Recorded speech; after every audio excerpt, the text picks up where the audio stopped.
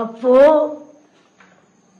50 ವರ್ಷ 50 ವರ್ಷ ಅಪ್ಪಪ್ಪ ಚೆನ್ನಾಗಿದೆಯಾ ಮಗನೇ?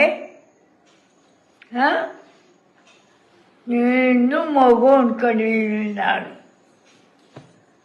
ಭೂಮಿಗೆ ಬಂದ ಭಗವಂತ. ಆಗ ಫಾರಿನರ್ಸ್ ಎಲ್ಲ ಬಂದು ತುಂಬ್ಕೊಂಬಿಟ್ರು. ಆ ಫೋಟೋಗಳು ತಗೊಂಡ್ರು, ಕಾಲು ನಮಸ್ಕಾರ ಮಾಡಿಕೊಂಡ್ರು. ಮೇಲೆ ಅವನಲ್ಲಪ್ಪ ಯಾರಿದ್ದಾರಪ್ಪ ಈ ಸೇವೆ ಎಲ್ಲ ಗಾಡ್ ಅಂದ್ಕೊಂಡು ನಮಸ್ಕಾರ ಮಾಡಲಿ ಅವನಿಗೆ.